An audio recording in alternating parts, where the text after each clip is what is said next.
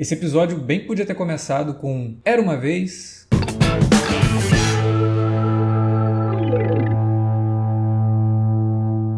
Olá, eu sou o Alexandre e esse é o canal do Cine Alerta. No primeiro vídeo que eu discuti Strange New Worlds por aqui, eu citei o piloto original de Star Trek, da série clássica, e como naquele piloto o Gene Roddenberry queria mostrar as possibilidades do que dava para fazer em Jornada nas Estrelas, mesmo sendo uma série de ficção científica. Daria para contar todo tipo de histórias, levando em conta como que a série iria trafegar por elas, né? Então a gente podia ter uma história de fantasia, a gente podia ter uma história de ação, um drama, independente do cenário em que a série de fato se situa. Não importa que ela se situasse no espaço, haveria a possibilidade de criar episódios situados em cenários completamente diferentes.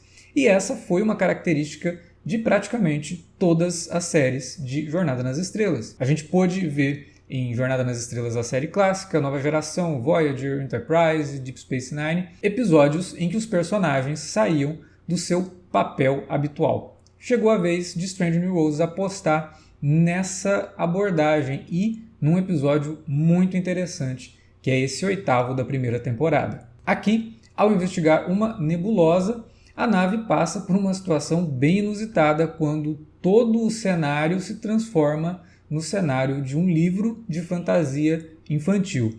Um livro que, inclusive, não é escolhido à toa. É o livro que o Dr. M'Benga tem lido para a filha dele, que está presa lá naquele buffer de teletransporte enquanto ele tenta desesperadamente encontrar uma cura para a doença que a aflige. E eu já destaco logo de cara, fiquei bem menos preocupado com Strange New Worlds nesse episódio. Nos dois últimos eu tive problemas, principalmente no último, e nesse aqui a série volta aos trilhos, volta aos eixos. E faz isso com um episódio muito criativo, dando para praticamente todo o elenco principal da série a oportunidade de fazer algo completamente diferente, de interpretar outros personagens de fato. O que a gente tem aqui não é simplesmente o Capitão Pike sendo o Capitão Pike num cenário de fantasia, mas sendo um personagem que é o exato oposto do Pike. E aí o Anson Mount manda muito bem, trazendo até uma veia cômica bem interessante, bem legal, que faz muito sentido, né?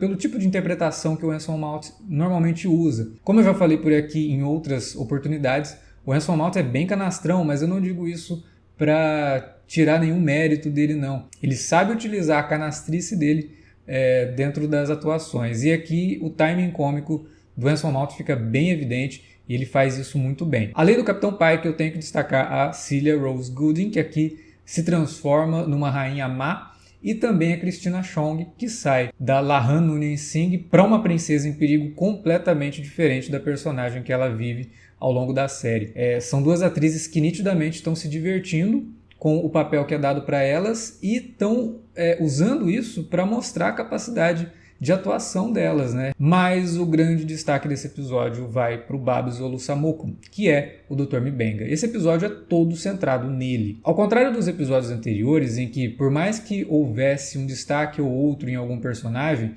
todos os outros ali tinham algo a fazer, esse daqui vai por um outro caminho, porque ele realmente é centrado no médico da Enterprise e com todos os dilemas que ele vive com toda a questão da doença da filha e de como que ele está falhando em encontrar uma cura para ela. O Dr. M'Benga é o único personagem, aliás, não é o único, né? A gente tem também o Engenheiro Hammer, que é muito divertido. Eles são os únicos personagens que sabem o que está acontecendo, enquanto os outros acreditam realmente estarem vivendo numa realidade completamente paralela em que eles são personagens de um livro infantil. Então é bem divertido ver a dinâmica disso daí, mas também angustiante acompanhar toda a jornada do Dr. M'Benga por ali, principalmente quando ele descobre que a filha dele está fora do buffer de teletransporte, o que ela não pode ficar muito tempo, né? Afinal de contas ela tem uma doença degenerativa. E agora fica o aviso de spoiler, porque a partir daqui eu vou comentar coisas que causam um impacto muito grande na vida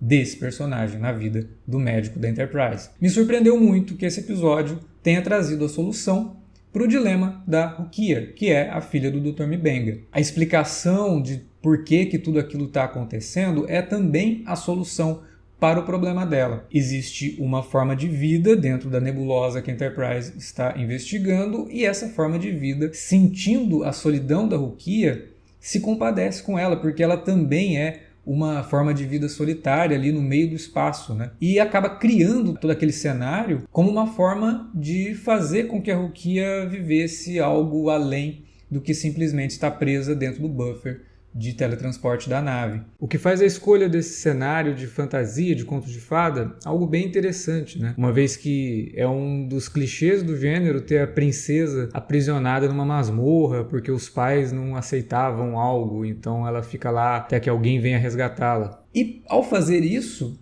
ela cura a Rukia. O problema é que se a Rukia continuar na Enterprise, quando eles saírem da nebulosa, essa cura vai passar. Então é oferecido ao Dr. M'Benga a oportunidade de curar a filha, só que ele não vai poder mais viver com ela. E nisso o episódio se transforma numa grande metáfora, né? num grande comentário sobre a paternidade.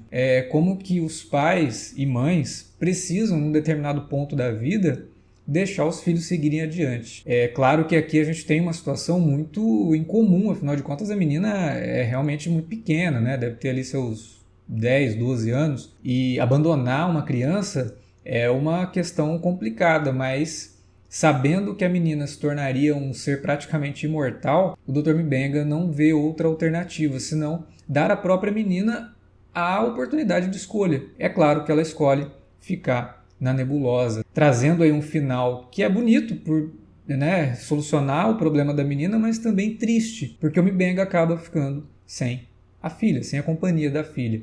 Mas muito feliz ao saber que sua filha vai ter sim uma vida plena, uma vida em que ela pode viver as histórias que ela quiser, uma vida onde ela vai criar as próprias histórias. É uma mensagem muito bonita no final desse episódio de Strange New Worlds, que é um episódio divertido, muito divertido, mas que tem esse lado dramático muito eficiente. Trazer um lado divertido para um episódio que vai terminar de forma tão agridoce, digamos assim, é uma das grandes forças, né? Porque realmente você não está esperando que aquilo vá acontecer. É tudo feito com muita naturalidade e entrega uma solução interessante para o dilema da menina. Bem diferente do que a gente estava imaginando, né? Me agrada bastante a ideia da série partir para uma outra solução, partir para algo realmente que tenha impacto na vida desse personagem. Uma coisa que eu acho que talvez tenha entrado um pouco em contradição é que muito da esperança dele em curar a menina vem justamente do episódio 6, né?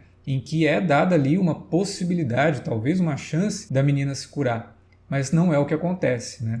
Aliás, nem é citado, o que eu achei um pouco estranho. Parece até que ignoraram completamente que aquele episódio existiu, né? E aí fica o meu medo daquele episódio não ter significado nada para o desenvolvimento do Capitão Pike. A forma como esse episódio aqui ignora aquele já dá indícios de que a série está indo longe demais com a questão dos episódios isolados, né? Quando um não dá realmente nenhum peso para o que a gente vai ver a seguir, a não ser as subtramas que a série já vem trabalhando desde o primeiro capítulo. Apesar disso, esse é um episódio muito superior aos dois últimos que a gente acompanhou em Strange New Worlds. Vou deixar um comentário também com um certo spoiler, mas eu achei irônico que o episódio da semana de The Orville também aborde, de certa forma, o tema de paternidade. Apesar do episódio de The Orville ter uma questão completamente diferente sendo discutida, um episódio extremamente político e que eu acho que muita gente precisa prestar muita atenção naquele episódio. Realmente um episódio bom de The Orville. Mas essa semana, olha só, né, dessa vez Strange New Worlds veio como meu preferido. Embora o episódio de The Orville aborde temas muito interessantes, muito importantes para o cenário atual em termos de eleição, inclusive. Mas Strange New Worlds, mesmo não sendo tão ambiciosa, mesmo trazendo um tema mais pessoal, sem querer discutir muita coisa do mundo, acabou trazendo um episódio que eu acho mais eficiente em sua direção. Uma coisa que tem me incomodado em The Orville são os episódios de longa duração, né? Tem episódio ali que é quase um média-metragem. Nenhum deles, ao longo dessa terceira temporada, teve menos de 1 hora.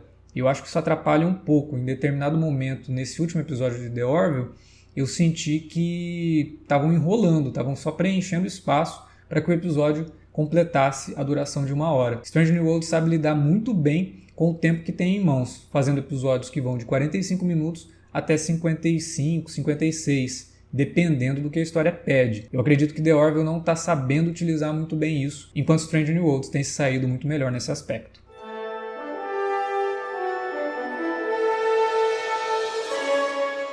Visitar cenários alternativos, como eu falei no começo do vídeo, não é novidade para Star Trek. E a minha dica dessa vez não é um episódio da série clássica, mas sim da nova geração, que é o Cupid. Um episódio em que o Q, vivido pelo John de Lancie, grande Q, um dos melhores vilões da nova geração, talvez não seja tão vilão assim, mas enfim, coloca toda a tripulação dentro da história de Robin Hood. E esse episódio é muito divertido, é um dos episódios mais divertidos de Jornada nas Estrelas em todos os tempos e traz o Patrick Stewart mandando muito bem, trazendo toda a veia teatral dele para viver o Robin Hood. Ele é hilário em alguns momentos e muito agitado, muito divertido em toda a sua duração. Fica a dica então para Cupid, que é o 20º episódio da 4ª temporada de Star Trek, A Nova Geração. Agora chegou a hora de conhecer a sua opinião. Fala aí embaixo o que você achou desse 8º episódio de Strange New Worlds. Você gostou de toda a abordagem fantástica e a abordagem de contos de fada que esse episódio trouxe? Comenta aí, vamos continuar essa discussão depois do vídeo. Gostou desse conteúdo? Quer ajudar o Cine Alerta a continuar produzindo? É muito fácil, padrim.com.br/cinealerta. Entra lá, tenho certeza que tem um plano que cabe no seu bolso, que ajuda a gente a manter os vídeos no ar e também os nossos podcasts que você confere no Spotify. Você também ajuda a gente toda vez que fizer suas compras na Amazon a partir do link que eu sempre deixo na descrição dos vídeos. Aliás, fica ligado aí porque tem muita promoção boa entrando na Amazon, vai começar o Prime Day. Se você não é membro Prime da Amazon, aproveita, clica no link aí embaixo, seja um membro Prime, tenha frete grátis em qualquer compra que você fizer vendida pela Amazon, além do acesso ao Prime Video, né, que é o streaming da Amazon, que tem um monte de coisa bacana. Inclusive Star Trek Picard. Picard não é tão bacana não. Aliás, se você quiser saber sobre Star Trek Picard, tem um podcast bem legal que a gente lançou semana passada, então procura lá no Spotify por Cine Alerta. Compartilha esse vídeo, se inscreve no canal, ativa o sininho, nunca é demais falar isso, avisar isso. Vai que você chegou por aqui através de alguma recomendação do YouTube, ainda não é inscrito no canal, tem um monte de coisa legal vindo por aí, tem um monte de coisa legal também que a gente já postou, dá uma conferida, tenho certeza que vocês vão curtir. Valeu pela audiência e até a próxima.